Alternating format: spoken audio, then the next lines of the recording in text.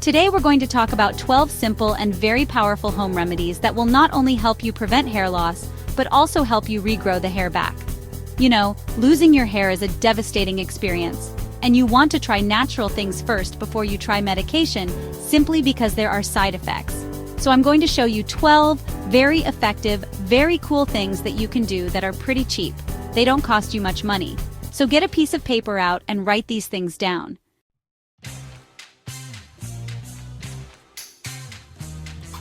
Now, the first two things I want to talk about are very important, very significant, but very few people are aware of this. So if you think about what the hair is exposed to on a regular basis, well, you take a shower and you're exposing your hair to the water. Did you know that the fluoride in your water creates significant hair loss as well as acne in your skin? Yes, this is true. The fluoride that is supposed to be good for our teeth, actually destroys our hair. So the first piece of advice I'm going to give you is just stop taking a shower. I'm just kidding.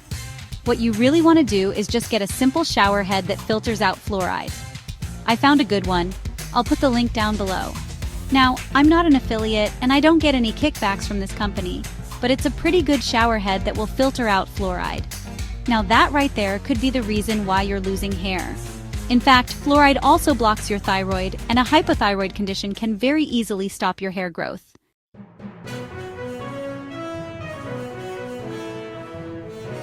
Alright, the next thing you need to know about is your shampoo sulfates. Sulfates destroy protein, and your hair is made up of 91% protein. So if you're exposing your hair to sulfate shampoos on a daily basis, you're literally creating all sorts of problems and inhibiting hair loss. So you really want to make sure you get a sulfate-free shampoo. Alright, those are the two things that you just need to avoid.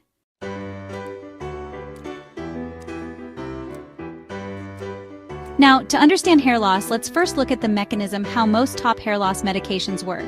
They basically block an enzyme to inhibit DHT, which is a powerful form of testosterone that tends to burn out the hair follicles. So testosterone turns into DHT, a very powerful form of testosterone, through this little enzyme, and so these drugs inhibit that enzyme. The enzyme is called 5-alpha reductase, and people that have too much DHT get this condition called androgenetic alopecia, which is pattern hair loss both in males and females.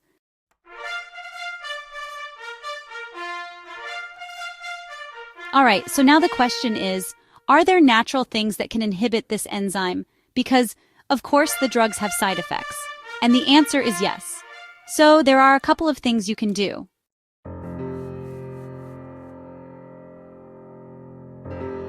Onion juice, which I put a video out on this one topic, is a potent natural inhibitor of that enzyme. So you dilute it in water, like a 50-50 ratio, rub it into your scalp, and let it set for 15 minutes, and then you would wash out your hair. I put a link down below of the video that I did on this topic.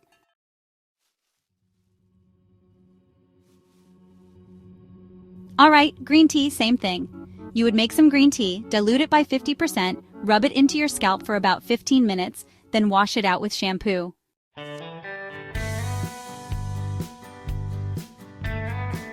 Now, the next potent inhibitor of this enzyme is rosemary oil. There's one study that I found that showed that this oil is comparable to Rogaine as far as the effectiveness for preventing hair loss. And so you would take rosemary oil, rub it into the scalp, and leave it on for about 10 to 15 minutes. And you would actually leave it in overnight, and then, in the morning, take a shower, shampoo your hair. So, rosemary oil is a potent inhibitor of 5-alpha reductase.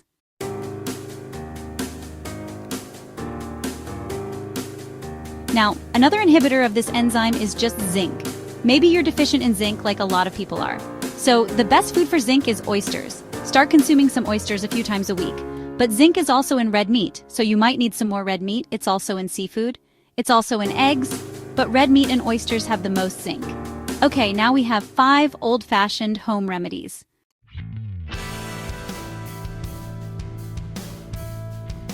Apple cider vinegar. You don't want to put concentrated apple cider vinegar on your scalp. I'm just letting you know right now, it's going to burn your scalp.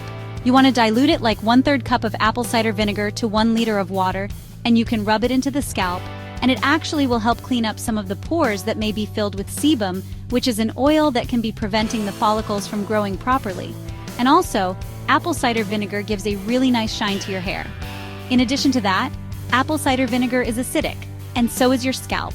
So apple cider vinegar can help reestablish the pH of your scalp, which can actually support the friendly microbes or the microbiome in your scalp.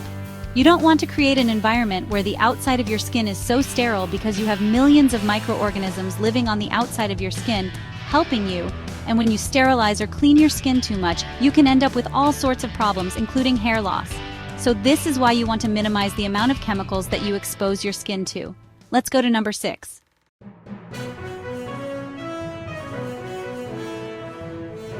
What if you go on the ketogenic diet and you start losing hair? What does that usually indicate? That usually means that you're not consuming enough protein. That's the number one cause. So increase your protein. There are some other things you want to look at as well.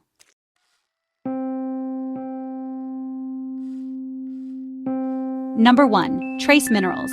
Especially if you are doing intermittent fasting or fasting with your ketogenic plan, because we are very, very deficient in trace minerals in our food. Trace minerals are minerals needed in very small amounts, but they're very, very essential. So either consuming foods high in trace minerals like kelp or shellfish or fish from the ocean, and sea salt is a good one, or just get a plant-based trace mineral product will add more trace minerals to give the hair what it needs to build.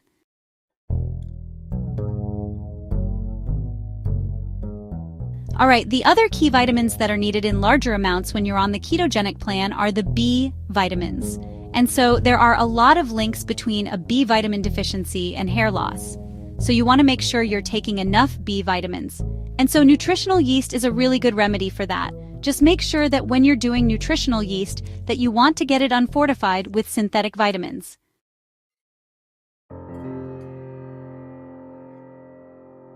Alright, number 7, cruciferous vegetables.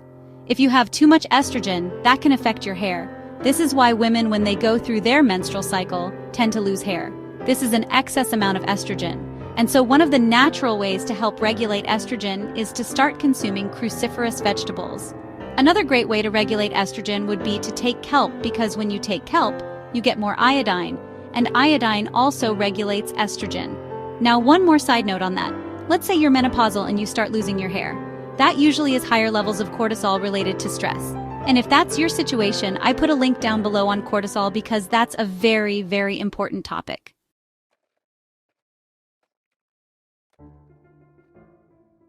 Let's talk about number 8, selenium.